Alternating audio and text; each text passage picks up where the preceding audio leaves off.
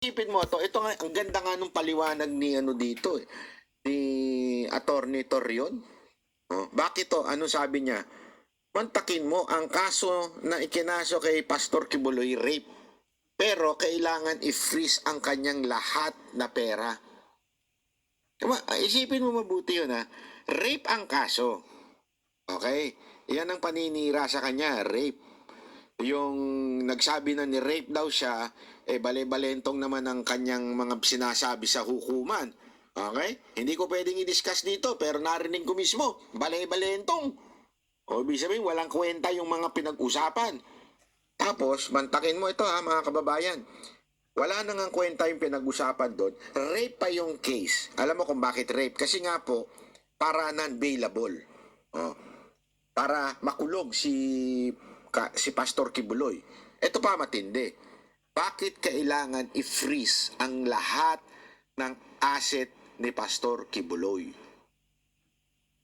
Alam mo, ang problema kasi, in-underestimate nila si Pastor Kibuloy. Ang akala nila, lahat ng ginagamit niya, lahat ng mga eroplano, kung ano-ano pa, lahat ng negosyo, at ay nasa pangalan niya. O kaya yung mga bahay nasa pangalan niya. Wala po.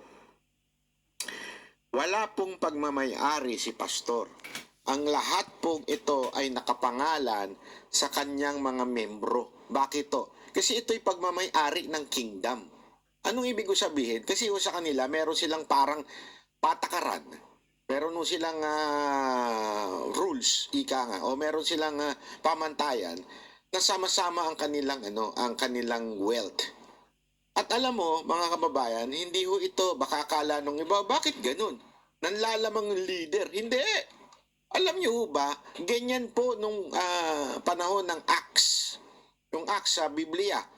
Nung panahon ng yung unang bugso ng Christianity pagkaalis po ng ating ng ating Panginoon after the Pentecost, yung mga disipulo para maipakalat nila yung salita ng Panginoong Yesus.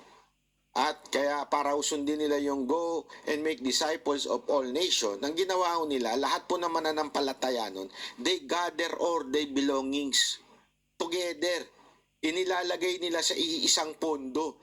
Tapos yun ang gagamitin nila para sa salita ng Panginoon. Kasi nga, sa kanila, ang prinsipyo nila, we are no longer living. Diba?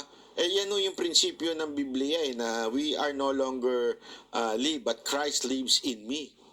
So, kung ano lang yung misyon na ibinigay sa atin ni Kristo bilang mananampalataya, bilang mga lahat po tayo misyonaryo. So, lahat po na mga naniniwala sa Panginoong Hesus, sama-sama ang pera, pinagsasama-sama, at yun ang gagamitin sa ministeryo. At ganun ata po ang ina-apply ng KOJC po. Sama